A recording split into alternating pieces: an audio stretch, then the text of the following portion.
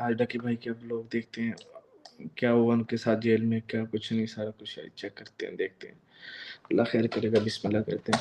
सिर्फ यही इंटेंशन रही है कि मैं लोगों को एंटरटेन करता रहूं और कुछ ना कुछ जो है वो मैं नया लाता रहूं। लेकिन मेरे अनजाने ना अनजाने में अगर मेरे से कोई कंटेंट कभी ऐसा पोस्ट हुआ है जिससे कुछ नेगेटिवली इम्पैक्ट हुआ है या कोई प्रमोशन ऐसी हुई है जिससे कुछ नेगेटिवली इम्पैक्ट हुआ है, मैं उस चीज़ के लिए पूरे कौम से माफ़ी मांगता हूँ। Let the court handle. मैं लीगली इस मैटर को एंड तक देखूंगा। डकी भाई आप हमारे हीरो हैं। ऑनेस्टली मैं बताऊं तो फैमिली व्लॉगिंग से पहले मैंने आपके एक एक वीडियो देखी है। जब से आपने फैमिली व्लॉगिंग वगैरह स्टार्ट की थी उसके बाद फिर मैंने आपकी वीडियो देखनी बंद कर दी थी। अपना अपना होता है, हर बंदे को अपनी जो कुछ चीज़ें पसंद आती हैं, कुछ चीज़ें नहीं पसंद आती, लेकिन फिर भी स्टैंड विद डकी भाई इंशाल्लाह। मैं कोर्ट्स के साथ पूरी तरह कोऑपरेट करने को रेडी हूँ और कर रहा हूँ। मैं इदारे के साथ पूरी तरह कोऑपरेट करूँगा और जो भी जज साहब मेरे केस का फैसला लेंगे मैं वो कबूल करूँगा। मेरा और मेरी फैमिली का जो 3.5 माह का एक्सपीरियंस है सिर्फ वो बताने आया हूँ। 16 अगस्त 2025 को जब मैं सो के उठता हूँ तो मैं बड़ा एक्साइटेड होता हूँ क्योंकि हमने अपने दोस्त वगैरह मेहमान बुलाए होते हैं, हमने अपने घर में दावत रखी होती है, मेरे सब दोस्त आते हैं, बड़ा इंजॉय करते हैं, हम खाना शाना खाते हैं, गपशप लगाते हैं, मेहमान चले जाते हैं। उसके बाद मैं और रूम पैकिंग में लग जाते हैं क्योंकि हमें मलेशियन गवर्नमेंट का एक इवेंट है, उधर से इनवाइट आया होता है कि डकी भाई आप आए हमारे लिए कुछ वीडियोस वगैरह बनाए। पूरे पाकिस्तान से उन्होंने एक मेल और एक फीमेल को चुना है, जिसके अंदर मेल में उन्होंने मुझे चुना है, बाकी कंट्रीज से भी उन्होंने एक मेल एक फीमेल इनवाइट किए हुए थे। और मैं बड़ा एक्साइटेड था कि पूरे पाकिस्तान के अंदर से उन्होंने एक बंदा चूज करना है और उन्होंने मुझे चुना। मैं बड़ा ऑनर फील कर रहा। हमने बड़ी जल्दबाजी में पैकिंग की क्योंकि मेहमान आए होते हैं, हमें टाइम नहीं मिलता और मुझे नहीं पता था कि जब हम पैकिंग करके अपने घर से निकलेंगे तो मेरी जिंदगी का सबसे मुश्किल वक्त शुरू हो जाएगा। मेरे वहमो गुमान में भी नहीं था। कोई बात नहीं, बी स्ट्रॉन्ग डकी भाई, मुश्किल के बाद आसानी है। अल्लाह ने कहा है इंशाल्लाह कोई मुश्किलात होती है तो उसके बाद अल्लाह ताला आसानी पैदा करता है इंसान के लिए। मेरे साथ क्या होने जा रहा है। हम जब पैकिंग करके सामान गाड़ी में रखते हैं, गाड़ी हमारी एयरपोर्ट की तरफ चल पड़ती है। एयरपोर्ट पहुंचते हैं, हम सामान अपना अनलोड करते हैं। रात के 9 बजे के करीब हमारी फ्लाइट होती है। हम काउंटर पे जाते हैं और हमें अपना बोर्डिंग पास मिल जाता है। उसके बाद जहाँ पे इमिग्रेशन होनी होती है, जहाँ पे आपके पासपोर्ट का एग्जिट स्टैंप लगती है, हम जब वहाँ पे पहुँचते हैं तो वो मेरे से पूछते हैं कि आप पे कोई FIR तो नहीं है। मैंने कहा नहीं। कहता आपका साइबर क्राइम में कोई इशू है क्या? मैंने कहा नहीं। कहते आप हमारे साथ आ जाए। मैं और रूब एक दूसरे की तरफ देखते हैं कि ये क्या हो। हम किसी को ऑन टाइम ज़्यादा इन्फॉर्म ही नहीं कर पाते हैं। मैंने ज़िया को सिर्फ मैसेज कर दिया है कि ये इस तरह से इशू हो गया तो शायद हम फ्लाई ना कर पाएँ, तो आप प्लीज़ गाड़ी जो है वो एयरपोर्ट ले आओ और हमें यहाँ से पिक कर लो। हमें लगा कि शायद हमें बस सिर्फ फ्लाई नहीं करने देंगे और हम घर जा सकेंगे। 5-10 मिनट के बाद इमिग्रेशन वाले हमसे हमारे मोबाइल ले लेते हैं, कहते हैं कि इसको एयरप्लेन मोड पे लगा दें और अरूब की तरफ वो इशारा करते हैं कि अगर आप जाना चाह रही हैं मलेशिया तो आप जा सकते हैं। अरूब ने कहा नहीं, अगर साथ मेरे साथ जा रहा है तो मैं चले जाती हूँ, वरना मैं इधर ही ठीक हूँ। शायद ये मेरी गलती थी, मुझे उसको जाने देना चाहिए था क्योंकि उसके बाद जिस चीज़ से मेरी फैमिली ने गो थ्रू किया है, मैंने यही रिग्रेट किया कि मुझे रूब को मलेशिया भेज देना चाहिए था। इमिग्रेशन आप उसको डकी भाई मलेशिया तो भेज देते, लेकिन फिर भी वो आपकी वाइफ थी, वो आपके साथ खड़ी हुई हैं, मुश्किल टाइम में आपके साथ रही हैं। बहुत टफ टाइम था आप पे, काफ़ी मुश्किलात देखी हैं आपने।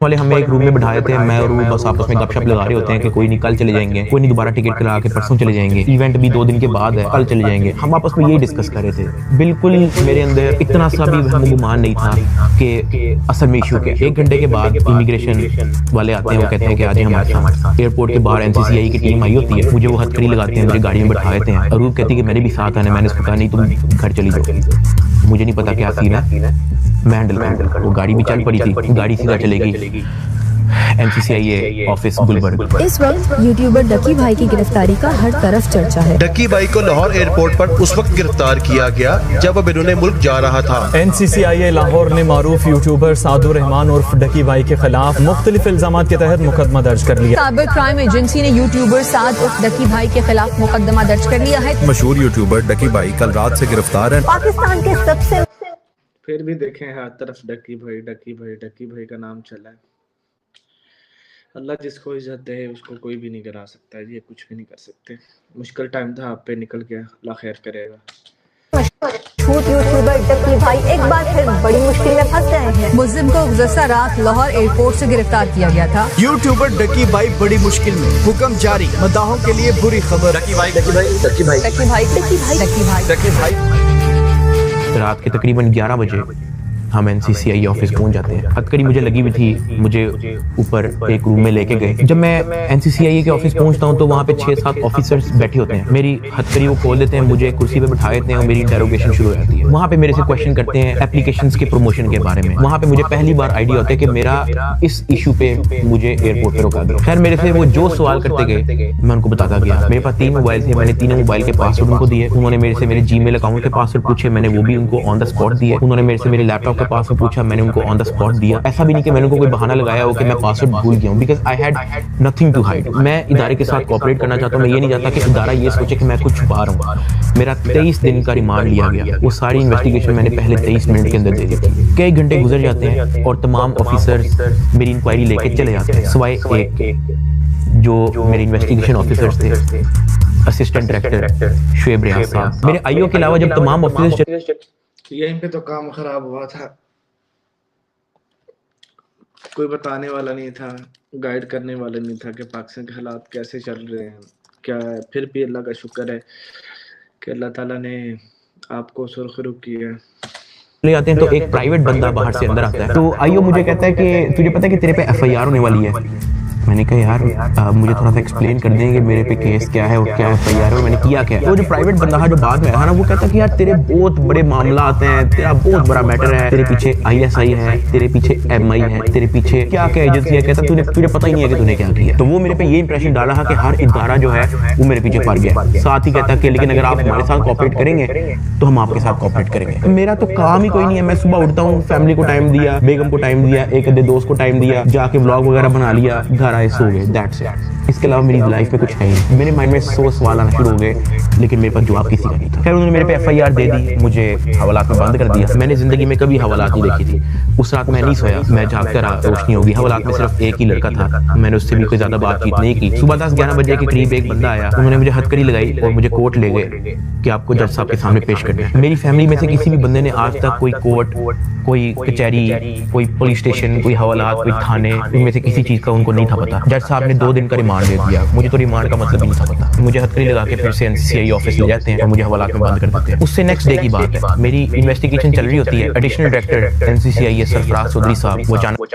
ये सरफराज चौधरी साहब ने सारा काम डाला, उन्होंने सारे काम मामला आपके खराब किए। कोई नहीं, वो कौन सा बच जाएगा। अल्लाह की पकड़ बहुत मजबूत है। डक्की भाई भी स्ट्रॉन्ग है, इंशाल्लाह अल्लाह खैर करेगा। कमरे में आते हैं, मेरी तरफ देखते हैं, कहते हैं कि ए मुंडाई। आईओ कहते हैं हाँ जी। कहते हैं इसको लेके आओ मेरे पास। आईओ हथकड़ी पकड़ता है, मेरे हाथ पे लगाता है और कहता चल। मुझे जब हथकड़ी लगा के एडिशनल डायरेक्टर रूम में लेके जाते हैं तो वहाँ पे 5 ऑफिसर्स बैठे होते हैं। एडिशनल डायरेक्टर सरफराज चौधरी साहब मेरे से पूछते हैं कि तुम कौन से एप्लीकेशन के कंट्री हेड हो। मैंने कहा सर मैं किसी एप्लीकेशन का कोई कंट्री हेड नहीं हूँ। वो अपनी कुर्सी से अचानक उठता है, कहता तेरी माँ किधर से आता है पैसा तेरे पास। मैंने कहा सर मैं यूट्यूबर हूँ, मेरे 8 मिलियन सब्सक्राइबर हैं, उधर एडसेंस। अभी मैं बात कर ही रहा हूँ। कहता है कि तुम मेरे वतन अजीज के बच्चों को खराब कर रहे हो। क्या करता है तुम्हारा बाप। मैंने कहा जी यूनिवर्सिटी के अंदर प्रोफेसर है। तो कहता तुम इतने क्यों हो। मैं चुप रहता हूँ। वो चीख के बोलते, कहता बोल। मैंने कहा जी सर मैं सिर्फ वीडियोस बनाता हूँ, मैं यूट्यूबर हूँ। माँ बहन की गालियां वो देता रहता है। उसने मेरे मुंह पे बहुत जोर का थप्पड़ लगाया। मैं बिल्कुल चुप होकर ऐसे मुंह नीचे करके खड़ा हो गया। तो कहता मुंह ते कर, मुंह ते कर। अभी मैंने मुंह पर किया नहीं था। वो जोर से चीख के कहता मुंह ते कर। अभी मैंने वो मुंह पर किया ही था, उसने मुझे दूसरा थप्पड़ लगाया। मैं वहां पे बड़ा हेल्पलेस फील कर रहा कि यार मेरे से ऐसा क्या हो गया। मैं भी ये सोच ही रहा था, उसने मुझे तीसरा थप्पड़ लगाया। मुझे माँ बहन की गालियां दी जा रही है। मैं अपना मुंह नीचे करके खड़ा हुआ तो मेरे थप्पड़ इधर लगता था, फिर वो कहता मुंह पर कर, फिर मेरा थप्पड़ इधर लगता है। वो मर ही गया जब तक उसका दिल नहीं भरा। मैंने तो गिने भी नहीं है कि उसने मुझे थप्पड़। कोई बात नहीं, उसने मारा ना, वो अल्लाह से पाएगा इंशाल्लाह। कोई भी किसी के साथ ज्यादती करता है ना तो अल्लाह ताला उसका बदला जरूर ले लेता है। पर कितने मारे। फिर वो मुझे कहता कि अपनी टांगे बैंड कर। मैंने अपनी टांगे बैंड कर ली। कहता हाथ ऊपर कर। मैंने अपना हाथ ऊपर कर लिया। वो घर में एक वीडियो कॉल लगाता है जो एक बच्चा रिसीव करता है, जिसकी एस्टिमेटेड तकरीबन एज होगी 7 साल। एक हाथ में सिगरेट होती है। वो उस बच्चे से पूछता है कि डक्की भाई को जानते हो। वो बच्चा कहता है जी। वो बैक कैमरा ऑन करता है, मेरे हाथ 1 मिनट के लिए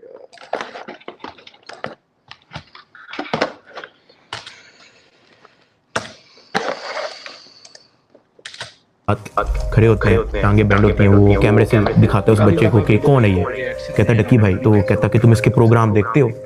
कहता जी। वो पीछे जो प्राइवेट मुलाजिम खड़ा होता है वो बहुत जोर का पीछे थप्पड़ मारता है। सरफराज चौधरी साहब उस 7 साल के बच्चे को कहते हैं ये देखो इसके साथ क्या हो रहा है, आप देखोगे तुम इसका प्रोग्राम? कहता नहीं। चलो फटाफट इसको गालियां दो। बच्चा कहता है कि सरफराज चौधरी साहब कहते हैं और का बच्चा। सरफराज चौधरी साहब कहते हैं और का बच्चा। थप्पड़ वो मारी जा रहा होता है पीछे। वो वीडियो कॉल पे उस बच्चे को दिखा रहा होता है कि ये तुम इसके प्रोग्राम देखते हो और ये मैं क्या करता हूँ। खैर मैं तब बड़ा हेल्पलेस होता हूँ, मैं समझ नहीं आती कि मैं क्या करूँ और किस तरह इससे निकलूं। मैंने क्या किया? खैर वो सरफराज चौधरी कहता है कि इसको ले जाओ, इसकी तरीके से तफ्तीश करो। जबकि मैं डे 1 को आया हूँ, मैं सब कुछ मोबाइल का पासवर्ड, मैंने लैपटॉप के पासवर्ड, मैंने जीमेल के पासवर्ड, मैंने एक चीज ही छोड़ी। मुझे ये लोग कौन से इंसान है यार, सीधी सी बात है। ये लोग जानवर हैं, जानवरों से भी बदतर हैं। ना किसी की तरक्की देखते हैं, बुग़्ज़ कीना हर चीज इनके दिल में बसती है। आज जितने ऑफिसर्स थे वहां पे, मुझे एक ऑफिसर आके दिखा दे, बता दे कि डक्की भाई ने हमें ये चीज नहीं थी दी, इसलिए हमने मारा है। वो तफ्तीश के अंदर इस जगह कोऑपरेट नहीं था कर रहा, इसलिए हमने मारा है। मुझे एक बंदा आके दिखा दे यार। मेरा 23 दिन का रिमांड लिया मैंने, पहले 23 मिनट के अंदर उनको सब कुछ दिया। मुझे ऊपर ले गए, मेरे से एक बंदा मिलने आया हुआ था, जावा फूड्स, मेरा एक जानने वाला है जिसने हमारे घर में, जब हमारे घर में दावत थी तो उसकी केटरिंग की थी। अब क्योंकि मुझे फ्रेश मार के ऊपर लेके गए थे, मेरी आंखों में आंसू थे, तो वो जब मिलने आया हुआ था वो अचानक अपनी सीट से खड़ा हुआ और उसने मेरी तरफ देखा कि क्या हुआ है। मैंने कहा कि यार मैं इनके साथ पूरी तरह कोऑपरेट कर रहा हूँ, वो फिर भी मुझे मारी जा रहे हैं, मुझे माँ बहन की गालियां दे रहे हैं। तो अगर आपकी यहाँ पे किसी ऑफिसर से बातचीत है, आप उनसे काइंडली रिक्वेस्ट करें कि यार मुझे मारे कम, या मुझे तब मारे जब मैं आपको कुछ छुपा रहा हूँ या आपको कुछ गलत बता रहा हूँ, तब मार लें, लेकिन मुझे मारे कम।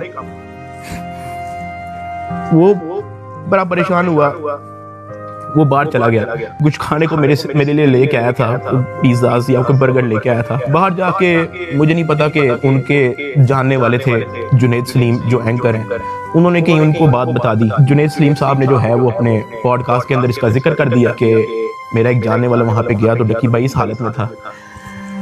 तो जुनैद सलीम साहब ने जो है वो इस चीज का पॉडकास्ट दे दिया। ज़ेरे हिरासत जब डक्की भाई थे तो कुछ लोग उनसे मिलने गए, तो उन्होंने कहा कि आप पिज़्ज़ा खाएंगे, तो डक्की भाई जवाब में उनके पाँव पड़ गया जो उनसे मिलने आए थे, और बिलक के रोने लगा और कहने लगा पिज़्ज़ा को छोड़े, उनसे कहे मुझे मारें कम। ये नहीं कहा कि मुझे ना मारें, मगर मुझे मारें कम, बहुत मार रहे हैं। जो फिर मेरे लिए अंदर प्रॉब्लम हुई, मुझे फिर इस बात पे डांट पड़ी कि मैं आगे बात आउट कर रहा हूँ। खैर मैंने फिर डिसाइड किया कि मैंने अब बोलना ही नहीं, मुझे जितना मर्जी मारे, मैंने किसी को नहीं बताना।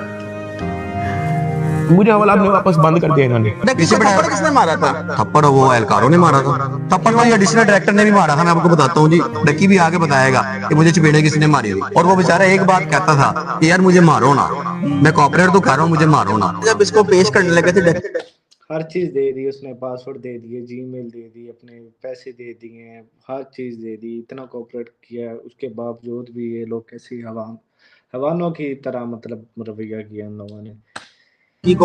तो भाई वो आपको बताया था कि मैं इसको थप्पड़ मार के लाया हूँ। हाँ, तो वो थप्पड़ मार के लाए, वो मारते थे इसको। अब मैं आपको बताना चाहूँ कि इस पूरी इन्वेस्टिगेशन के दौरान ये जो असिस्टेंट डायरेक्टर शुएब रियाज जो मेरा इन्वेस्टिगेशन ऑफिसर था, उनका जो फ्रंट मैन था, उसको सिर्फ इस काम के लिए रखा हुआ था कि वो मेरे से पैसों की डिमांड करे। उसने तब मेरे से पूछा कि यार तू बेवकूफ है। मैंने कहा क्या हुआ? कहता यार तेरे पीछे आने वाला कोई नहीं। मैंने कहा यार मेरी फैमिली कभी इन चक्करों में पड़ी नहीं है। तो कहता नहीं तू बेवकूफ है, तुझे समझ नहीं आ रही कि मैं क्या कह रहा हूँ, तुझे अपना मसला नहीं हल करना। मैंने कहा नहीं मुझे नहीं समझ आ रही आप क्या कह रहे हैं। कहता कि तेरा कोई दोस्त पीछे आने वाला, कोई तेरा भाई, कोई तेरा आउट ऑफ कंट्री कोई दोस्त रहता हो, कोई तेरे पीछे आने वाला नहीं। मैंने कहा कि मेरी तो बातचीत ही नहीं है किसी से, तो मैं किसको क्या कहूँ। तो कहता कि ये जो तेरा आईओ है ना, सारी गेम इसके हाथ में, इसने जो लिखना है तेरे साथ वही होना, तो तू अगर इसके साथ ताउन करेगा तो तेरा मसला हल हो जाएगा। मैंने कहा मैं समझा नहीं आपकी बात। कहता कि भाई लगता है तुझे सारा पैसा कब्र में लेके जाना है, पैसे आप फिर कमा लोगे, आप अपना मसला हल करो। मैंने कहा मैं इन चक्करों में कभी भी नहीं पड़ा, मुझे नहीं पता कि क्या पैसे कितने लगते हैं, क्या होता है, मुझे नहीं पता, आप मुझे बताओ आप क्या ना क्या चाह रहे हो। कहता कि तेरा जो मसला है ना वो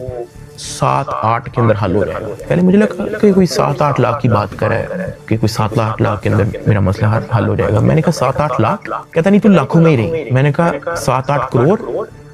कहता तो और। मैंने कहा इतने तो मेरे पास है ही नहीं, मेरे रिसेंटली कुछ बहुत ज्यादा खर्चे हुए हैं, मैंने आगे भी बहुत सारी मेरी स्पेंडिंग है, मेरे 100 और काम है, मेरे पास नहीं है। कहता बस फिर तो इधर ही पड़ा रहा है। मुझे वहां से आइडिया हो गया कि इस बंदे का काम सिर्फ और सिर्फ मेरे से पैसे मांग रहा है। जब मैं एमसीसीआई की कस्टडी में था, आप लोगों ने शायद 3,26,000 USDT की बात एडिशनल डायरेक्टर के पॉडकास्ट में सुनी होगी। 3,20,25,000 USDT वो इसके डिजिटल वॉलेट में से हमने अनर्थ करके कोर्ट ऑफ लॉ में सबमिट कर दिए। हमने इसके डिजिटल वॉलेट में से वो अपने वॉलेट में जो सरकार का होता है उसमें अनर्थ करके प्रॉपर उसको फर्द मकबूजगी बनाकर कर दिया। ये बहुत बड़ी अचीवमेंट है। उन्होंने दर्जनों पॉडकास्ट दे के ये बताया कि 3,26,000 USDT जो है वो हमने इससे बरामद कर लिए हैं। मैं आपको उसकी असल स्टोरी बताता हूँ कि वो क्या है। हवाला से मुझे इन्वेस्टिगेशन के लिए लेके जाते हैं कुछ शाम के 7 बजे के करीब। आइयो मुझे कहता है कि अपना बाइनेंस का अकाउंट खोल। मैं अकाउंट खोल देता हूँ। मेरे अकाउंट के अंदर कुछ ट्रेड चल रही होती है जो मेरी सारी लॉस पे गई होती है, क्योंकि उस दौरान बिटकॉइन नीचे गया हुआ था। वो सारी ट्रेड मेरी लॉस में क्लोज करता है, मेरी फ्यूचर्स की ट्रेड सारी लॉस में क्लोज करता है, मेरा पर्सनल नुकसान करता है। सारे टोकन जो मेरे पास डॉज, बिटकॉइन, इथेरियम, मेरे पास दर्जनों टोकन और पड़े हुए थे, वो सारे क्लोज करके उसको USDT में खुद कन्वर्ट करता है और वो कहता है कि ये USDT ट्रांसफर कर। मैंने कहा सर इसकी क्या वजह है, आपने मेरा पर्सनल लॉस भी कर दिया। कहता है कि तुझे अपना मसला हल करना है या नहीं करना। मैंने कहा कि सर लेकिन ये 3,26,000 USDT आपने ट्रांसफर क्यों करना है? जो भी आपकी इन्वेस्टिगेशन है आपके सामने, अकाउंट मैंने आपको दे दिया, उसका जीमेल मैंने आपको दे दिया, पासवर्ड मैंने आपको दे दिया, आपने ट्रांसफर इसको क्यों करना है? कहता है तुझे जितना कह रहे हो उतना कर। मेरी 15 मिनट उनके साथ बहस चलती। ट्रांसफर इस वजह से करना है कि पैसा खाना उन्होंने, और क्या करना है, बस पैसा खाने के लिए आए हुए हैं, बस पैसा खाते हैं लोगों। इन लोगों को यार नींद कैसे आती है? मैं तो ये सोचता हूँ कि यार इन लोगों को नींद कैसे आती है, मतलब लोगों के सुकून बर्बाद करके, लोगों की जिंदगी बर्बाद करके ये कैसे सोते होंगे यार? अल्लाह को जवाब नहीं देना इन लोगों ने। कि सर ये पैसे ज्यादा है, मुझे आप थोड़ी सी इसकी एक्सप्लेनेशन दे दें ताकि मैं मेंटली रिलैक्स रहूं, मुझे थोड़ा सा बता दें कि ये ट्रांसफर आपके पास क्यों करना है। तो मुझे आगे से यही कहता है कि यार लगता है तुझे अपना मसला हल करने का शौक नहीं है। बीच में उसने मुझे बहाने लगाने शुरू कर दिए, यार क्योंकि तू हमारी कस्टडी में है कि तेरा अकाउंट की हैक ना हो जाए, जब तू यहाँ से फारिग होगा तू मुझे बता दी, मैं तुझे सेंड कर दूंगा। आईओ ने मुझे इस तरह की कहानी सुनाई शुरू कर दी। उसने मुझे एक अपना वॉलेट एड्रेस दिया, उसने कहा कि ये सारे पैसे इस पे ट्रांसफर कर। इसने मेरे से जबरदस्ती मेरा फेस आईडी, मेरा ऑथेंटिकेटर सारा लगा के इसने मेरे से जबरदस्ती 3,26,000 USDT जिसकी PKR के अंदर वैल्यू बनती है 9 करोड़ पाकिस्तानी रुपया। अब जिस अकाउंट में उसने ट्रांसफर किया, क्या वो FIA का अकाउंट था? नहीं। क्या वो NCCIA का अकाउंट था? नहीं। क्या वो पंजाब हुकूमत, सिंध हुकूमत या किसी KP की हुकूमत या किसी भी गवर्नमेंट के इदारे की हुकूमत का अकाउंट था? नहीं। क्या वो NAB का अकाउंट था? नहीं। क्या वो स्टेट बैंक का अकाउंट था? नहीं। क्या वो कोई ऐसा अकाउंट था जो कोर्ट की तरफ से जिसकी अप्रूवल मिली हो? नहीं। वो मेरे IO असिस्टेंट डायरेक्टर शुएब रियाज साहब का अपना पर्सनल अकाउंट था जिसके अंदर इन्होंने मेरे 9 करोड़ रुपया एस्टिमेटेड ट्रांसफर किया। ट्रांसफर करने के बाद इन्होंने वापस मुझे हवाला में बंद कर दिया। कोई रिसीविंग नहीं दी, मुझे उसकी कोई रीजनिंग नहीं दी, कोई सबूत ही नहीं है इस चीज का कि इन्होंने अपने पास ट्रांसफर किया। 8 बज जाता है, 9 बज जाता है, 10 बज जाता है, 11 बज जाता है, मेरे से सोया नहीं जाता। एक ऑफिसर एक मुलजिम को छोड़ने आते हैं हवाला, मैं फटाफट उठ के उससे पूछता हूँ, मैंने कहा सर आपके इस NCCIA इदारे के अंदर जब कोई क्रिप्टो का कोई रोला चलता है, कोई USDT का कोई रोला चलता है, तो उस पे क्या होता है? क्या उसको ट्रांसफर कर लिया जाता है? कहता मैंने कभी ऐसा सुना तो नहीं है। कहता क्यों, क्या हुआ है? मैंने उसको बताया।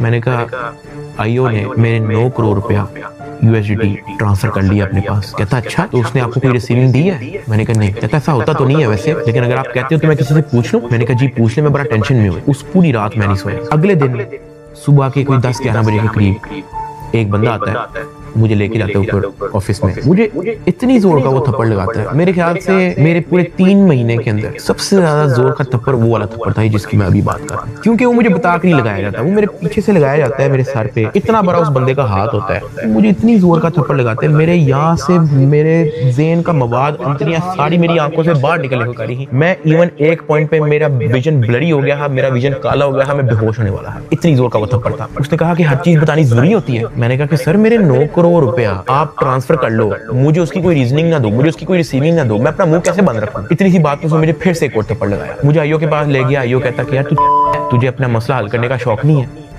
एडिशनल साहब बहुत नाराज है। मैंने कहा सर आपने 9 करोड़ रुपया मेरा ले लिया है, अभी मैं बात कर ही रहा था तो उसने इशारा किया कि इसको बंद कर दो। अब मुझे बंद कर दिया वापस हवालात में। कुछ टाइम के बाद जब मुझे फिर से इन्वेस्टिगेशन के लिए लेके गए तो ये जो मेरी 9 करोड़ रुपया जो इन्होंने ट्रांसफर किया है 3,26,000 USDT, ये बात पूरे डिपार्टमेंट के अंदर फैल चुकी थी। हर प्राइवेट मुलाजिम को पता था, हर ऑफिसर को पता था, हर आईओ को पता था, डिपार्टमेंट में हर एक बंदे को पता लग गया था कि ये इतनी बड़ी अमाउंट जो है वो शुएब रियाज आईओ के अकाउंट में ट्रांसफर हुई है। आईओ ने सोचा इसने बात आउट कर दिया है, सबको पता लग गया है। इन्होंने फटाफट क्या किया, उसकी रिकवरी डाल के कोर्ट में पेश कर दिया कि ये देखो हमने ये पैसे बरामद किए हैं इससे, जबकि उन्होंने बरामद की इंटेंशन से वो ट्रांसफर अपने पास नहीं किए थे। इनकी ये इंटेंशन थी कि पैसा हम अपने पास ट्रांसफर कर लेते हैं। वो तो जाहिर सी बात है, जब पता चला ना उनको कि ये बात अभी फैल गई है, चुप रहने वाले नहीं है, सारा इल्जाम हम पे आएगा, तो इस वजह से रिकवरी में डाला।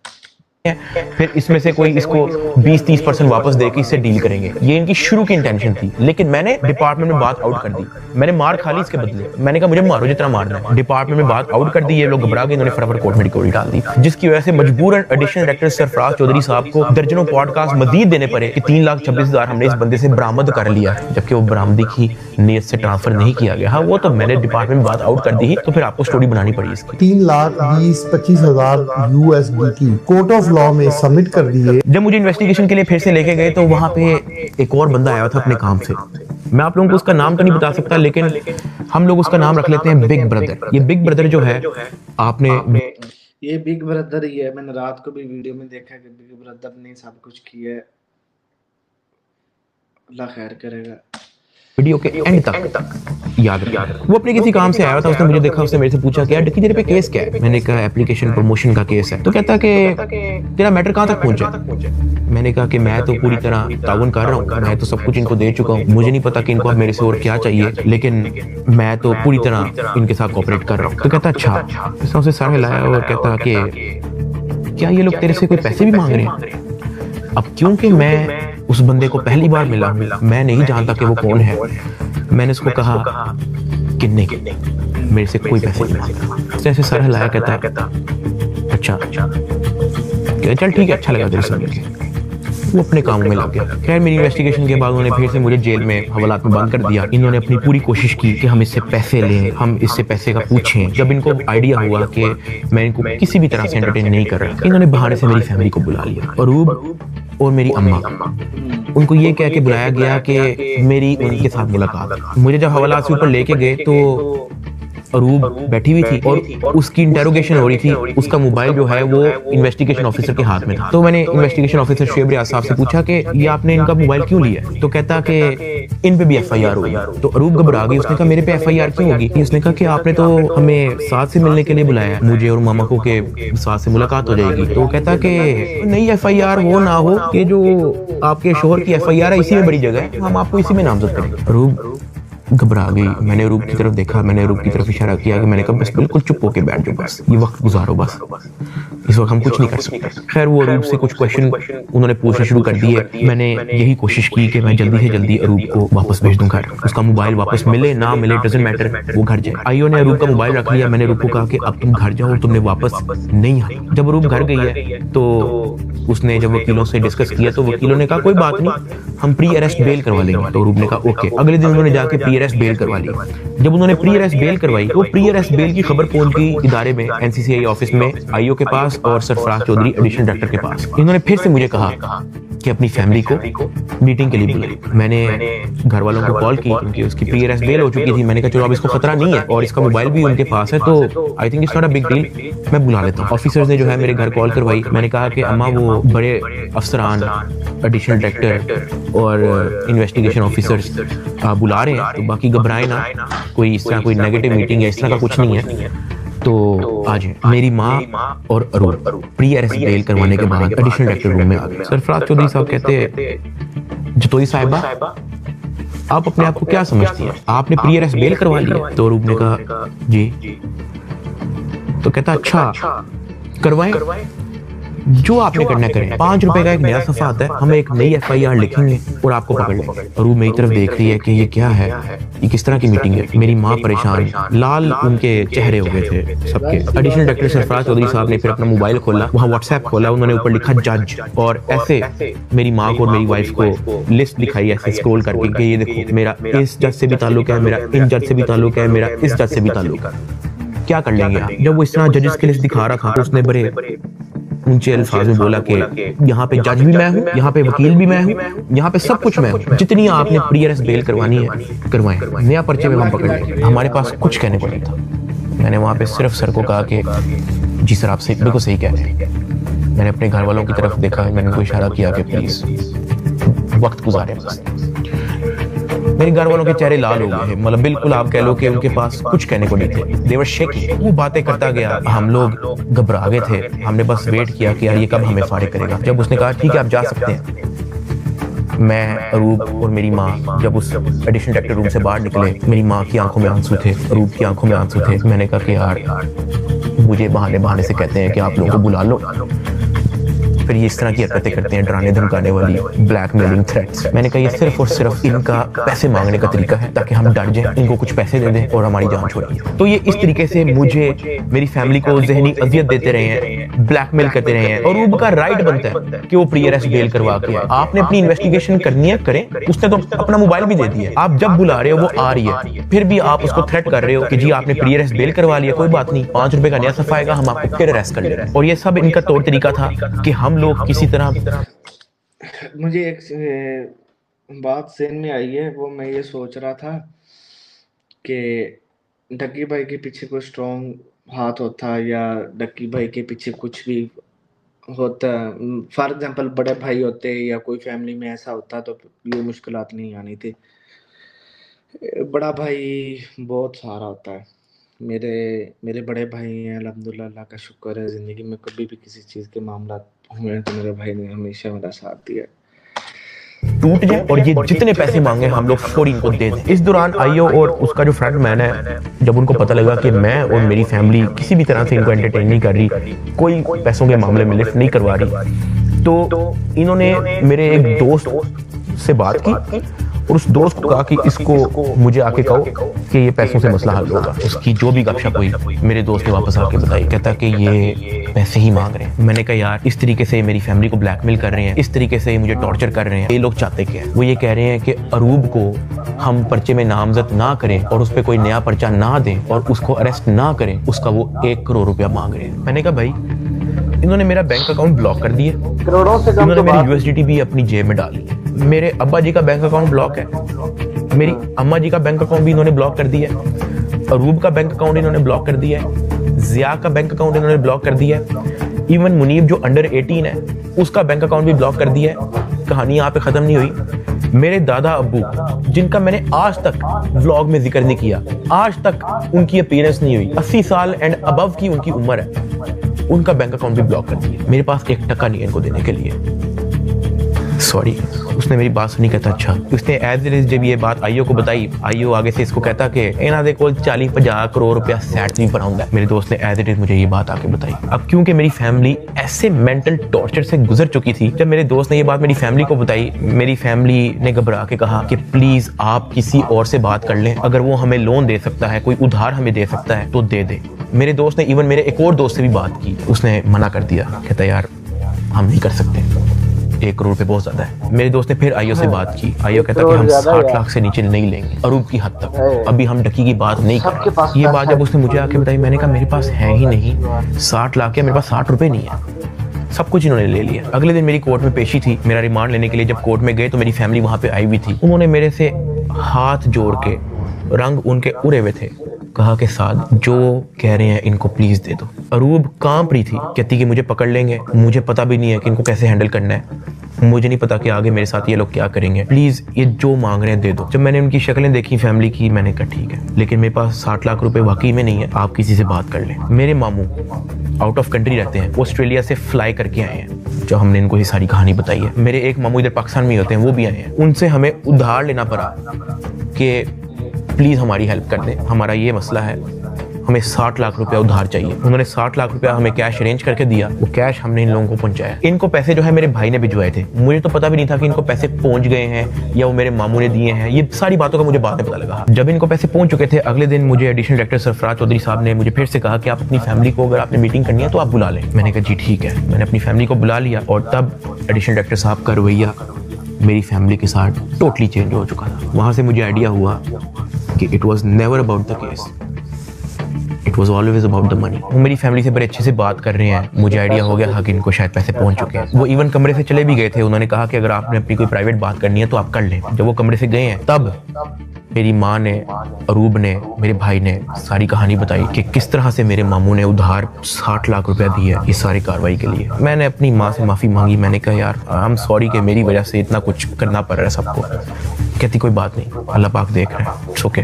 खैर मेरी फैमिली को 5-10 मिनट दिए हैं मेरे से बात करने के लिए और वो चले गए। अब तक मेरा 16-17 दिन का रिमांड हो चुका था। इतना लंबा रिमांड होता नहीं है। अभी वीडियो में कुछ टाइम पहले मैंने आपको कहा था कि बिग ब्रदर एक बंदा आपने याद रखना है। ये बिग ब्रदर इस बार फिर से NCCI ऑफिस आता है, लेकिन ये इस बार मेरे से मिलने आता है। मेरे से पूछता है कि किधर तक पहुंचा तेरा केस। मैंने कहा कि सर मेरी तरफ से तो मैं सब कुछ दे चुका हूँ, मुझे नहीं पता कि इनका क्या इरादा है। तो मेरे से पूछा कि यार इतना लंबा तेरा रिमांड क्यों हुआ है। मैंने कहा सर नो आइडिया, जबकि मैं इनको सब कुछ दे चुका हूँ। इनके पास मेरे सारे मोबाइल हैं, इन्होंने मेरी वाइफ को भी नामजद किया है, सारे ईमेल पासवर्ड लिए मैं, सब कुछ इनके पास है। ये फिर भी मेरा रिमांड डिमांड करते हैं। कहता अच्छा, और इन्होंने पैसों की बात की है तेरे से, क्योंकि मैं उस बंदे पे उस तरह से ट्रस्ट नहीं था करता। मैंने कहा नहीं, इन्होंने मेरे से कोई पैसों की बात नहीं की। कहता किसी ने इशारा दिया हो, किसी ने इनडायरेक्टली तेरे से डिमांड की हो, या किसी ने कहा हो कि तू अगर पैसे दे देगा तो तेरी छूट हो जाएगी। फिर वही बात कि मुझे नहीं था पता कि वो बंदा कौन है। मैंने उसको कहा कि नहीं। उसने मेरी तरफ देखा ऐसे, कहता आर यू श्योर। मैंने कहा जी। इवन उससे मुझे एक पॉइंट पे बड़े गुस्से से देखा। कहता कि देख ले, अगर कुछ ऐसा है तो तू मुझे बता सकता है। फिर वही बात आ गई क्योंकि मैं उसको जानता नहीं था। मैंने कहा नहीं ऐसा कुछ भी नहीं है सर। कहता ठीक है। वो चला गया। मेरा 23 दिन टोटल रिमांड हो चुका था। जो मैं आप लोगों को ये भी बताता चलूं कि NCCI की हिस्ट्री में इतना लंबा रिमांड नहीं हुआ। इवन एक पॉइंट पे मैं इतना तंग आ गया था इनसे कि मैंने खुद ही जज साहब के सामने कहा कि सर मैं चाहता हूं कि ये लोग अपनी तसल्ली पूरी कर लें, इन्होंने जो मेरी इन्वेस्टिगेशन करनी है करें, अगर ये रिमांड मांग रहे हैं इनको रिमांड दे दें। मैं इतना तंग आ गया था, मैंने जज साहब के सामने खुद ही बोल दिया कि यार रिमांड ले लें। 23 दिन रिमांड के बाद भी इन्होंने 30 लाख रुपया मेरी फैमिली से मुझे जुडिशियल करने का लिया। मतलब NCCI ऑफिसर्स ने मुझे जेल भेजने के भी मेरी फैमिली से पैसे लिए। यार मैंने अपने दोस्त को कहा कि यार ये IO से पूछो कि अब क्या इसने मेरे साथ करना है। कहता कि मैंने बात की है। वो ये नहीं कह रहा कि अब आपकी बेल करवानी है, वो ये कह रहा है कि हमने 4 पर्चे मजीद रेडी किए हैं, वो 4 पर्चे हम डकी भाई पे ना दें, उसका 1.5 करोड़ रुपया वो मांग रहे हैं, जिसमें से एक पर्चा इन्होंने कोई लड़की रिलेटेड रखा हुआ है। और जब मैंने ये सुना मैं बर्बाद, मैं टूट चुका था। मैंने अपने दोस्त को 9 करोड़ चला गया, उसके बाद इतने पैसे चले गए हैं, 60 लाख एक मांगा है, उसके बाद 1.5 करोड़ उसके अलावा मांग रहे हैं। क्या हालात होंगे बंदे के, क्या सब कुछ खत्म हो जाता है। कहा तू इनको ब्लॉक कर दे बस, और तू जा। इनको को 4 पर्चे देने, 400 दे। मैंने अब 1 टका नहीं देना इनको। इस तरह तो इनको आदत लग जाएगी। फिर ये कहेंगे कि जी अब हम डकी भाई को फायर ना मारने का 5 करोड़ रुपया लेंगे, घर की बत्ती बंद कर देंगे। घर में अगर आप चाहते हो कि बत्ती आए उसका 50 लाख रुपया निकालो, पानी बंद कर देंगे। फिर कहेंगे घर में पानी आए उसका 40 लाख रुपया निकालो। ये तो इन हरकतों पे आ जाएंगे फिर। हाँ, अगर आप मेरी एक आधा फैमिली का अकाउंट छोड़ देते तो मैं आपको पैसे कहीं से तो दे, एटलीस्ट हमारी फैमिली जो है मकरूज तो ना होती। इतना मोटा मेरा चलान पेश किया। मुझे एक ऑफिसर उस चलान के अंदर एक सफे की एक लाइन का एक लफ्ज दिखा दे कि मेरे उसमें बाप का क्या रोल है, क्योंकि आप लोगों ने उनका अकाउंट बंद किया ना, उनका क्या रोल है मुझे उस सफे के अंदर दिखाएं। उस चलान के अंदर मेरी माँ का क्या रोल है वो मुझे दिखाएं। उस चलान के अंदर मेरे दादा अब्बू का क्या रोल है, मेरे किसी और फैमिली मेंबर का क्या रोल है मुझे दिखाएं। आपने उनको मकरूज कर दिया, कर्जे ले लेके अब उनको NCCI के ऑफिसर के पेट भरने हैं, उनको डिप्रेशन में डाल दिया, ये कह के कि पता नहीं उनके पीछे ISI MI लगी है। मेरे फादर एक हार्ट पेशेंट हैं, उनके हार्ट की सर्जरी होनी थी। मैंने अपनी माँ को, अरूब को, ज़िया को सख्ती से मना किया हुआ था कि आपने एक तो ये अब्बा जी का ख्याल रखना है, दूसरा इनको कोर्ट में नहीं आने देना,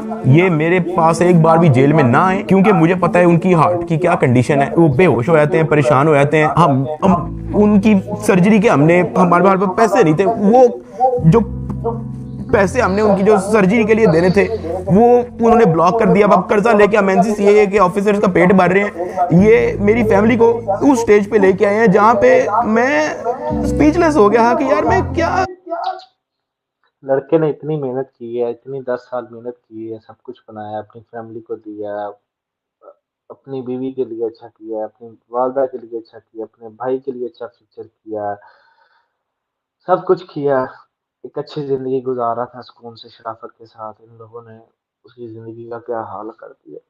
करूं मतलब अब्बा जी के इलाज के पैसे भी उन्होंने ब्लॉक कर दिए हैं। और ये बात मैंने उनको उधर दफ्तर में ऑफिस में कही थी, सरफराज चौधरी को मैंने खुद उसके मुंह पे कही थी। मैंने कहा मेरा अब्बा हार्ट पेशेंट है, उनकी सर्जरी के पैसे आपने मेरे फैमिली का अकाउंट ब्लॉक कर दिया है। ये इस स्टेज पे मेरी फैमिली को ले आए थे, मुझे 23 दिन बंद रख के चुपेरे मार के मुझे कोर्ट पे लेके जाते थे कि मैं किसी मीडिया के किसी माइक में बोल ना दूं। जिस्मानी रिमांड पे एफआईए के पास जाना है या उसके बाद जेल जाना है, तो बोलने कोई मसला नहीं है। आज लकी भाई आप यूट्यूबर्स को क्या पैगाम देना चाहेंगे? कुछ बात नहीं करेंगे? ताहम आज जो है वो बात तो नहीं करने दे रहे, लेकिन डक्की भाई को जो है वो सुबह सवेरे जो है आज अदालत में पेश किया गया है। बिल्कुल जी बात तो नहीं कर सकते डक्की भाई। इससे पहले भी हमने जब इनसे गुफ्तगू करने की कोशिश की है तो एनसीसीआई एहलकारों की जानिब से जो वो मना कर दिया गया है कि वो किसी भी किस्म से वो जो है वो गुफ्तगू नहीं करेंगे। डक्की भाई कुछ कहना चाहेंगे? डक्की भाई आप कुछ कहना चाहेंगे?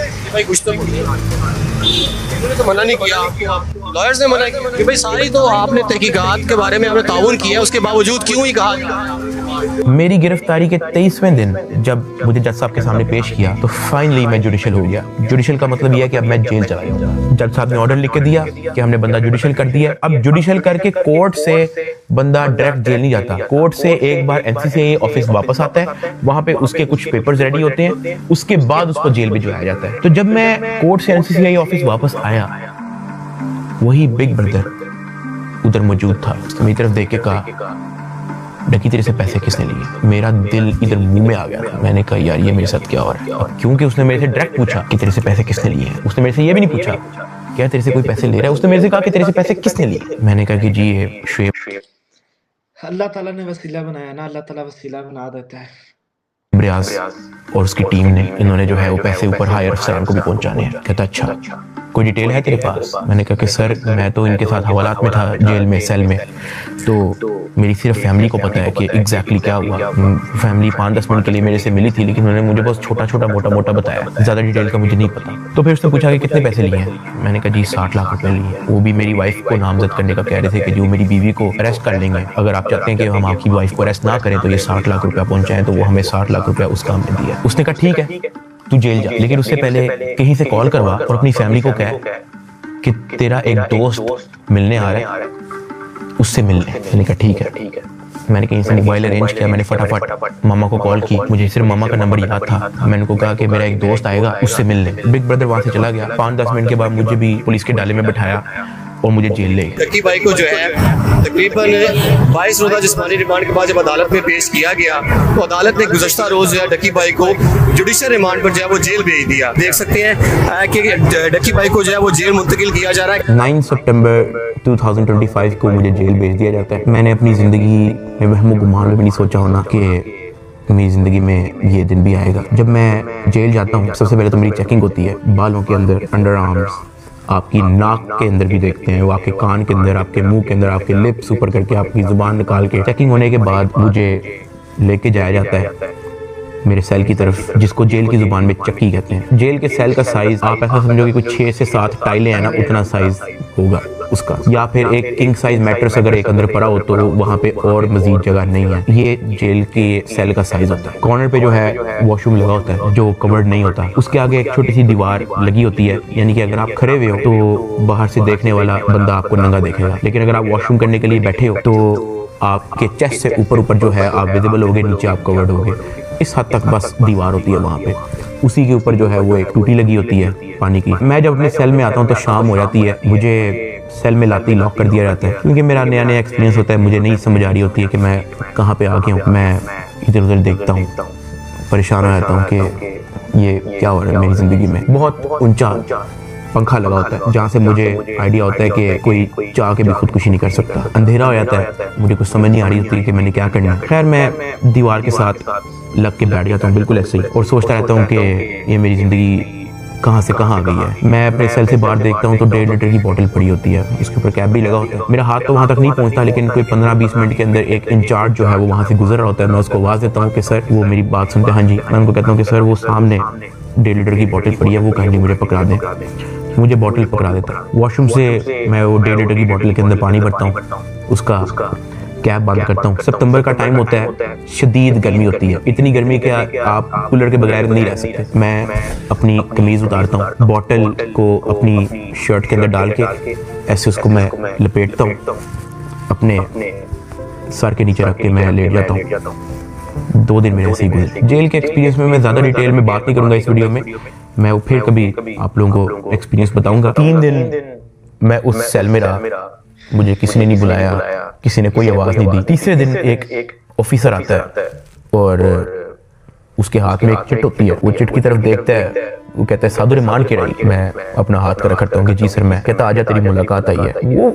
वो फीलिंग ही बड़ी अजीब सी थी कि आपको किसी ने पूछा है, आपसे बात की है किसी ने, और इससे पहले मुझे पता ही नहीं था कि मुलाकात क्या होती है। खैर उसने मुझे मेरे सेल से निकाला, मुझे एक जगह पे ले गया, और 3 दिन बाद मैंने किसी अपने को देखा। मेरी माँ, अरूब और ज़िया वहाँ पे खड़े हुए थे, लेकिन मैं उनको मिल नहीं सकता था, उनको गले नहीं लग सकता था, मैं उनको सलाम नहीं कर सकता था, क्योंकि हमारे दरमियान में शीशा लगा हुआ था। उनकी तरफ एक लैंडलाइन पड़ा हुआ था, एक लैंडलाइन मेरी तरफ पड़ा हुआ था, और उस लैंडलाइन में ही आप बात कर सकते हो। मैंने ज़िंदगी में इतना बेबस फील नहीं किया। एक लैंडलाइन उनकी तरफ पड़ा होता है, एक लैंडलाइन मेरी तरफ पड़ा होता है। एक तरफ से अरूब फ़ोन उठाती है, दूसरी तरफ से मैं फ़ोन उठाता हूँ, और वो कहती है क्या हाल है।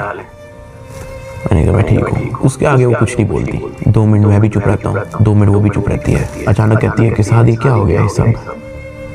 मैंने कहा रूप मुझे नहीं पता, मुझे नहीं पता, मेरे पास किसी चीज़ का जवाब नहीं है। ऐसे ही हमारी बात हो रही थी, अचानक ज़िया अरूब को कहता कि मैंने बात करनी है साद से। मैंने कहा हाँ करवाओ। ज़िया अरूब से फ़ोन ले लेता है। वो कहता है कि यार साद आपका एक दोस्त आया था। मैंने कहा हाँ। कहता है यार वो तो सारी डिटेल हमसे मांग रहा था और उसको सब कुछ पता है, तो आप उस पर ट्रस्ट करते हो।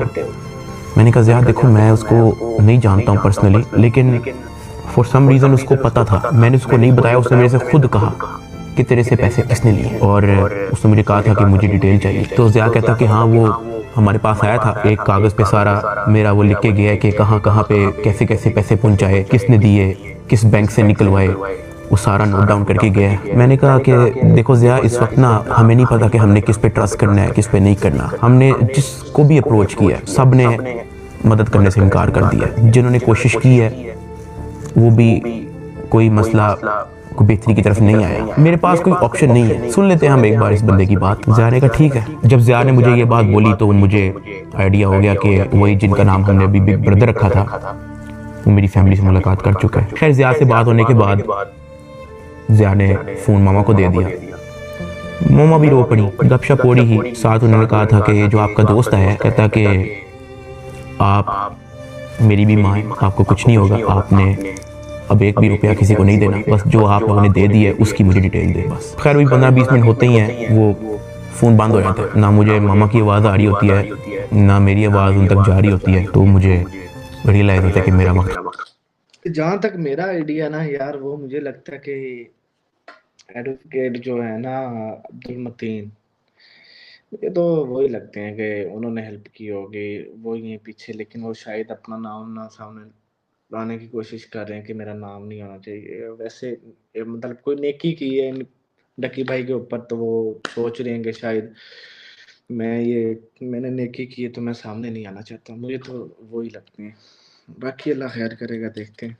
ख़त्म हो गया। वहाँ का एक इंचार्ज मुझे मेरे सेल में वापस छोड़ देता है। मैं वापस उसी जगह पे आया था। वक्त के साथ साथ जेल में अपने आप को एडजस्ट किया, मेंटली एक्सेप्ट किया कि भाई तू अभी इधर ही है। 10 दिन गुजर गए। 10 दिन के बाद एक इंचार्ज फिर से आया। चिट लेके, कहता सादुर रहमान की रही। मैंने कहा जी सर मैं। कहता आजा तेरी मुलाकात है। मुझे लगा मेरी फैमिली आई, लेकिन जब मैं उधर पहुंचा तो वही बिग ब्रदर मेरे से मिलने आया था। खैर उसने कॉल उठाई, कहता कैसा है डकी? मैंने कहा सर मैं बिल्कुल ठीक। कहता तू अपनी फैमिली के सामने रोया क्यों था? मैं उनसे मिलने गया था तो वो तेरी माँ कह रही थी कि वो रो रहा था उधर। मैंने कहा सर मैं बस थोड़ा इमोशनल हो गया हमको देख के। कहता नहीं हो, पता है जेल हो गई है तुझे तो क्या हो गया, अंदर बैठ के घर वालों को तो नहीं ना परेशान करना, उनके सामने मुस्कुरा के जाया कर, हंसता खेलता उनके साथ शुगर लगाया कर। क्या मैं बिल्कुल ठीक हूँ, अंदर बड़ा मजा आया। मैंने कहा सर वो हो जाता है, मैं तो कोशिश करता हूँ कि मैं उनको कोई टेंशन ना दूं, लेकिन चेहरे पे बंदे के लिखा आया था। कहता खैर मैं गया उस दिन तेरे घर, माँ जी बहुत परेशान थी, मैंने उनको तसल्ली दी है, तुझे मैं सिर्फ ये बताने आया हूँ कि तू तगड़ा रहे। फिर उसने मुझे कहा कि अगर आने वाले कुछ टाइम के अंदर अगर तुझे कोई न्यूज़ तेरे रिलेटेड सुनने को मिलती है तो पैनिक नहीं होना और अंदर किसी से कोई बात शेयर नहीं करनी। कोई पूछे कहना मुझे इल्म नहीं किसी चीज़, और अपनी फैमिली को भी कह दे कि किसी चीज़ को लेके पैनिक नहीं होना। अगर कोई प्रेशराइज करने की कोशिश करे, कोई कॉल करे, कोई अप्रोच करे, जस्ट इन्फॉर्म अस। साथ मैंने उनको ये भी बताया कि जब मैं NCCI की कस्टडी में था वो मुझे कहते थे कि आपके पीछे MI लगी हुई है। तब उसने मुझे कहा कि जिन लोगों का नाम लेके आपसे पैसे ले रहे हैं ना, मैं उस इदारे से। फिर उसने मुझे बताया कि ये बात जब मुझे पता लगी तो हमने अपने हायर अथॉरिटीज़ को भी इन्फॉर्म किया, तो let me and my team handle it. तूने अंदर किसी से कोई बात नहीं करनी, अपनी फैमिली से ज्यादा कोई बात नहीं करनी, सिर्फ उनका हालचाल पूछ और रोना धोना बंद कर, उनके सामने शुगर लगा, हंस मुस्कुरा, कह के बड़ा मजा आ रहा है अंदर, जो बुरा वक्त था वो चला गया, अब बस तू वक्त काट। फिर मैंने उसको बोला कि सर वो जो एडिशनल डायरेक्टर सरफराज चौधरी साहब हैं वो मुझे रिमांड के दौरान कहते थे कि मैं तेरी हाई कोर्ट तक बेल रोकूंगा, तो उधर बिग ब्रदर कहता कि छोड़ दे कुछ नहीं होगा। उसके बाद वो हुआ जो किसी ने वहमो गुमान में भी नहीं सोचा था। ये मुकदमा दर्ज करवाने वाला कोई और नहीं बल्कि डिप्टी डायरेक्टर सरफराज चौधरी है, जिसने डकी को गिरफ्तार किया और उसको दुनिया का सबसे बड़ा मुजरम बनाकर पेश किया। इस डायरेक्टर को आज सस्पेंड कर दिया गया है। Additional director national cyber crime investigation agency Lahore हैं सरफराज चौधरी साहब, उन्हें जनाब सस्पेंड कर दिया गया है। पूरी तैयारी है NCCI की डकी की बेल कैंसिल करवा। डकी भाई के खिलाफ कार्रवाई करने वाले NCCI के अहलकार ऑफिसर सरफराज चौधरी साहब को मुअत्तल कर दिया गया। उसके बाद वो चीजें हुई हैं, वो चीजें हुई हैं जो मैंने अपने वहमो गुमान में भी नहीं सोचा था। मैं जब 23 दिन रिमांड में था, भाई मैं इतना जब बंदा मेरे पास अल्फाज नहीं है, जब बंदा अल्लाह पे यकीन करता है ना, तो जब अपनी सारी चीजें सारे हालात अल्लाह पे छोड़ता है ना, तो अल्लाह ताला ऐसे ऐसे रास्ते बनाता है ना कि इंसान सोच नहीं सकता, इंसान का गुमान नहीं होता कि यार ये ऐसा कुछ हो गया, जिसको हम गैबी मदद भी कह सकते हैं, अल्लाह की तरफ से ही था। भाई आपने सब्र किया, शुक्र किया अल्लाह का, अल्लाह ताला ने मदद भेज दी, आपके लिए आसानियाँ पैदा की, अल्लाह पाक आपके लिए और आसानियाँ पैदा करे आने वाली ज़िंदगी में भी, आमीन। इतना मायूस हो गया था मैं, अल्लाह पाक से भीख मांगता था कि या अल्लाह मुझे रास्ता दिखा, या अल्लाह मुझे इस झंझट से निकाल दे, या अल्लाह सब कुछ तेरे सामने है, मैं किसी जोगा नहीं, मेरी फैमिली किसी जोगे नहीं, हम फंस चुके हैं, हम गीदड़ों में फंसे हुए हैं, या अल्लाह मुझे यहाँ से निकाल दे। मैं हाथ जोड़ के भीख मांगता था, मैं हवालात में एक गंदे से कमरे में बैठ के मैं भीख मांगता था कि या अल्लाह तू सब देख रहा है, तेरे सामने हो रहा है सब कुछ, मेरे लिए कोई तो दरवाजा खोला, मुझे कोई रास्ता दिखा, मैं कहाँ जाऊँ। NCCI अफसरान की गिरफ्तारी पर मुकदमा यूट्यूबर डक्की भाई की अहलिया अरूब जतोई की मुद्दत में दर्ज किया गया। डक्की भाई की फैमिली से रिश्वत लेने का ये मामला, NCCI के अफसरान का जिस्मानी रिमांड मंजूर। अरूब जतोई ने दरखास्त दी है national cyber crime investigation agency के 8 अफसरों और 1 फ्रंटमैन पर। ये हो क्या रहा है? बैटिंग एप्स को रोकने वाले ही बैटिंग ऐप के जरिए पैसे मंगवा रहे हैं। मुकदमा डक्की भाई की अहलिया अरूब जतोई की मुद्दत में दर्ज किया गया। 12 लोग हिरासत में हैं FIA के। अफसर शुएब रियाद और सरफराज चौधरी, उन्होंने रिलीफ के नाम पर अरूब जतोई से रिश्वत मांगी और 90 लाख रुपए की रकम बतौर रिश्वत वसूल की गई। वो लोग जिनके कंधों पे निजाम की हिफाजत की जिम्मेदारी रखी गई थी, वही खुद इस निजाम में नकब लगाने जो तफ्तीशी थे, आज वो मुलजिम के रूप में अपने ही इदारे के सामने जवाब दे। 7 अफसरान ने ओहदों से इस्तीफा दे दिया। 90 लाख रुपए रिश्वत लेने के केस में NCCI के एडिशनल डायरेक्टर समेत 6 अफसरान का जिस्मानी रिमांड मंजूर कर लिया गया है। अरूब जतोई इस बात पर डट गई है कि NCCI अफसरान जिन्होंने उनसे रिश्वत ली है इनको नहीं छोड़ेंगी। जिन ऑफिसर्स ने मेरी फैमिली को मेंटल ट्रॉमा से गुजारा, जिन ऑफिसर ने मेरी फैमिली को मेंटली टॉर्चर किया, जिन ऑफिसर ने मुझे बेवजह मारा, मैं उनसे भीख मांगता गया कि यार मुझे ना मारे, मुझे फिर भी मारते गए। जिन ऑफिसर्स ने बच्चे को वीडियो कॉल करके मुझे उससे माँ बहन की गालियां दिलवाई, अगले दिन उन सबकी खबर। सब्र किया आपने, अल्लाह ताला ने उसका फल दे दिया, वो खुद ही फंस गए। अब जो उन्होंने ट्रैप आपके लिए बिछाया था उसमें खुद ही गिरे, सिर्फ अल्लाह की मदद से। कि वो सब गिरफ्तार हो गए। और ये जो 100 दिन की कैद थी, जब मुझे किसी किस्म की कोई उम्मीद नहीं थी नजर आती, मैं कभी कभी अल्लाह पाक से कहता था कि अल्लाह तू मेरी क्यों नहीं सुन रहा। लेकिन ये सब जब मुझे खबरें सुनने को मिली तो मैंने रियलाइज किया कि अल्लाह ने मेरी तभी सुन ली थी जब बिग ब्रदर मुझे फर्स्ट टाइम एनसीसीआई ऑफिस में मिला और उससे मेरे से पूछा था कि तेरे पे केस क्या है। इसमें एफआईए एंटी करप्शन इदारे को बड़ा अप्रिशिएट करना चाहूंगा, जिन्होंने मेरी फैमिली का सारा केस सुना। मेरी फैमिली के एक एक मेंबर के पास जाके उन्होंने उनकी स्टोरी सारी सुनी, उनका बयान लिया, इन पे एफआईआर लॉन्च की और ये सब कुछ हुआ। वहां से मुझे रियलाइज हुआ कि इदारे बुरे नहीं होते, कुछ लोग होते हैं जो बुरे होते हैं। और अनफॉर्चुनेटली मेरे केस के अंदर भी मुझे बुरे लोग मिले, लेकिन क्योंकि अच्छे लोग भी एग्जिस्ट करते थे, अल्लाह पाक ने उनको वसीला बनाया, उनको हमारे पास भेजा। 16 अगस्त को मैं गिरफ्तार हुआ। 100 दिन टॉर्चर, ऐसा रोलर कोस्टर जो मैंने जिंदगी में कभी भी नहीं सोचा था मैं और मेरी फैमिली ने गुजारा। 100 दिन के बाद जस्टिस शहराम सरवर, मैं उनको सल्यूट करता हूँ, उन्होंने मुझे बेल दी हाई कोर्ट से। मैं जब जेल में था, जब सबसे पहले मुझे इस चीज़ की न्यूज़ मिली कि डकी तेरी बेल हो गई है, तब जो मेरी बॉडी पे खून दो रहा उसके लिए मैंने 100 दिन इंतजार किया। मैं तो जम गया था, मैं खत्म हो गया था, मैं बर्बाद हो गया था। सही बताऊं तो मैं हार मान ली थी, मैं टूट चुका था। मुझे नहीं पता था कि मैं क्या करूंगा। ये 100 दिनों में क्या क्या हुआ, ये वीडियो तो शायद 40-50 मिनट की होगी। अगर मैं आपको बताना शुरू करूं तो ये वीडियो 4-5 घंटे की होनी चाहिए। बहुत सारी चीजें मेरी मजबूरी है, मैं नहीं बता सकता। इवन ये जो भाई थे जिनका नाम हमने बिग ब्रदर रखा था, उनसे मैंने रिक्वेस्ट की, मैंने कहा सर मुझे लोगों को बताने दें कि आपने हमारी फैमिली के लिए क्या क्या किया। कहता डकी we work in the shadows, हमें आपकी अप्रिसिएशन नहीं चाहिए, ये हमारी ड्यूटी थी। आपकी माँ हमारी माँ है, आपकी फैमिली हमारी फैमिली है। ना हम चाहते हैं कि आप हमारा नाम लें, ना हम चाहते हैं कि आप हमें मेंशन करें। उसने कहा क्योंकि वो हमारे इदारे का नाम लेके आपको और आपकी फैमिली से फाइनेंशियल बेनिफिट्स ले रहे थे, तो we have to step in. इदारे की ट्रेनिंग ही ऐसी है कि अगर हमारे इदारे का कोई नाम लेके अपने लिए कोई बेनिफिट लेगा तो उसकी कोई टॉलरेंस नहीं है। ये हमारी ड्यूटी है, we are here to serve this country. अगर आप गलत होते या आपकी फैमिली गलत होती तो हम आपका साथ ना देते, लेकिन हमने देखा कि हमारी माँ मुश्किल में है, हमारी बेटी मुश्किल में है, हमारा भाई मुश्किल में है, तो हमें आपकी अप्रिसिएशन ही चाहिए।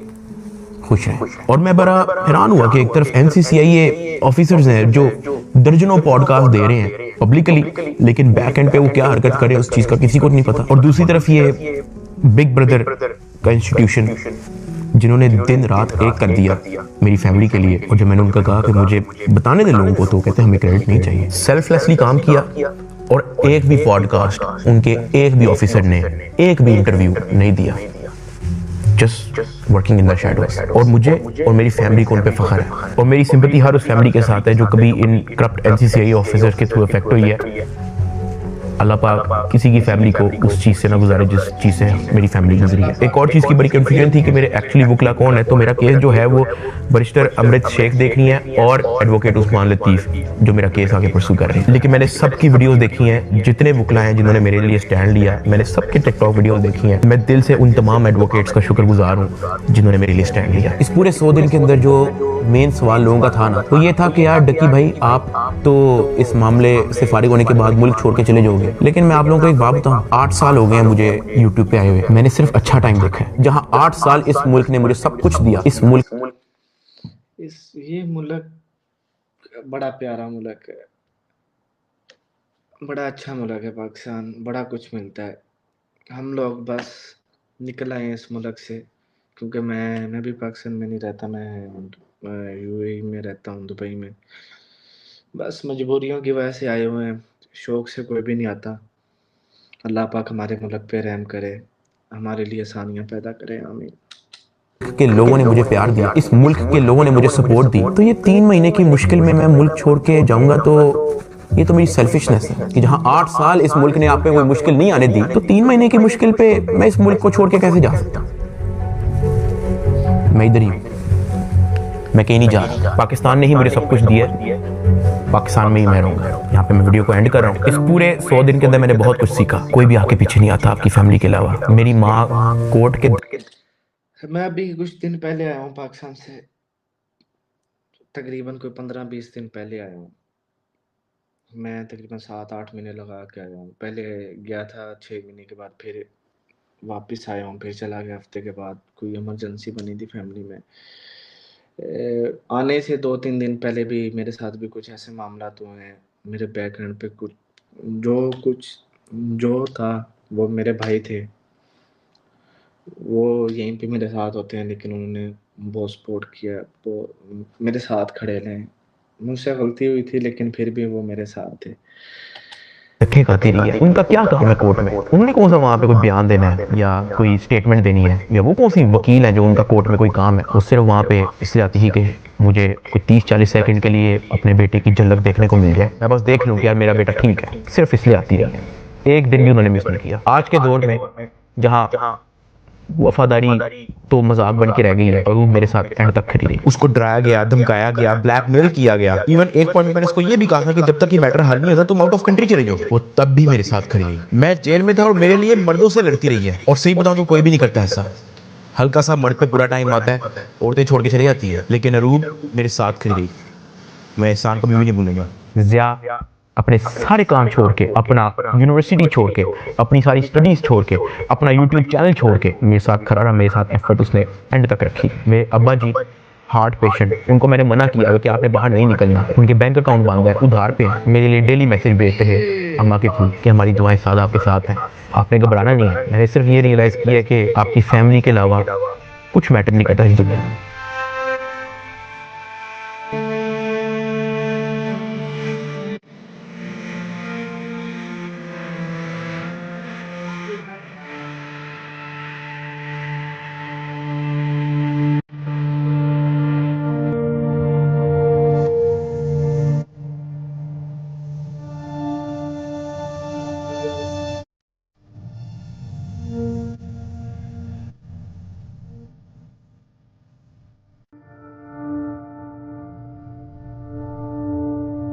और मुझे पता है कि मैं इस वक्त स्टेज पे नहीं हूँ कि मैं किसी का नाम ले सकूँ, लेकिन I want to thank field marshal Asim Munir साहब and director general of military intelligence, जिन्होंने इतनी प्रोफेशनलिज्म दिखाई और मेरी फैमिली को इस करप्ट माफिया से निकलने में मदद की। और ये जो बिग ब्रदर जिनका मैंने जिक्र किया है, मैं तो जेल में था, मेरी फैमिली को कुछ भी नहीं पता था। जब जब उनको कोई परेशानी होती थी, जब जब उनको कोई सवाल होता था, जब उनको किसी चीज़ की टेंशन होती थी, ये जो बिग ब्रदर है ये और इनकी टीम हमेशा इनके लिए अवेलेबल रही है। और इस तरह का clean up operation in corrupt mafia के अगेंस्ट आज तक पाकिस्तान की तारीख में नहीं हुआ। और ये सब क्रेडिट जो है ये इंटेलिजेंस एजेंसीज को जाता है। और जैसे मैंने आपको कहा कि मैं आप लोगों को सब कुछ तो नहीं बता सकता, मैं अगर बताना शुरू करूं तो ये वीडियो कुछ 40-50 मिनट की नहीं, ये वीडियो कुछ 4 घंटे की होगी। वैसे भी आप लोग कहोगे कि झूठ बोल रहा है, ये तो कोई टॉम क्रूज की मिशन इम्पॉसिबल हॉलीवुड मूवी की स्क्रिप्ट बता रहा है। मैं बस यही कहना चाहता हूँ कि मैं और मेरी फैमिली हमेशा इनके शुक्रगुजार है। मैं आप सबको थैंक यू कहना चाहूंगा कि आप लोगों ने मुश्किल टाइम पे भी मेरा साथ नहीं छोड़ा। मैंने घर आके सोशल मीडिया देखा है, आप सबके कमेंट्स पढ़े हैं, मैंने आप सबकी वीडियोस, आप सबके एडिट्स मैंने देखे हैं। मुझे याद है गिरफ्तारी से पहले व्लॉग्स के अंदर मैं कहा करता था कि गाइस हमने 9 मिलियन सब्सक्राइबर्स करने हैं, लेकिन वो ख्वाब हमारा अधूरा रह गया। मैं गिरफ्तार हो गया, मेरे पास मेरा चैनल भी नहीं था, मैं जेल में था, मुझे लगा कि सब कुछ खत्म हो गया, this is the end. Ducky भाई is no more, he is finished. अचानक एक इंचार्ज आता है, कहता है डकी भाई तेरे 9 मिलियन सब्सक्राइबर्स हो गए, मुबारक हो। That is where I realised कि maybe this is not the end, maybe this is start of something else. I want to appreciate every single one of you. मैं जिंदगी भर नहीं भूलूंगा आप लोगों का एहसान। अभी इस वीडियो में मैंने आप लोगों को बोला कि यार अगर मैं सब कुछ बताना शुरू करूं तो ये वीडियो 4-5 घंटे की हो जाएगी। और साथ मैंने आप लोगों को ये भी बोला कि मैं आप लोगों को कुछ लोगों का नाम नहीं बता सकता, तो हम उनका नाम बिग ब्रदर रख देते हैं। बट लेकिन समटाइम सब कुछ जानना जरूरी भी नहीं होता। मैं बाहर आ गया हूँ, यही बहुत है। जब मैं जेल से वापस आया तो मैंने बहुत सारे लोगों की कहानियां देखी। कोई पॉडकास्ट पे कुछ कह रहा है, कोई यूट्यूबर कुछ कह रहा है, कोई टिकटॉकर कुछ कह रहा है, कोई जर्नलिस्ट कुछ कह रहा है। और मैंने उन सबको देख के बस कहा कि यार किसी को कुछ भी नहीं पता, सबकी अपनी अपनी कहानी है और सब झूठ है। असल में क्या हुआ है वो मुझे पता है। Let that be a mystery. Pakistan जिंदाबाद, पाक फौज जिंदाबाद। अल्लाह हाफिज।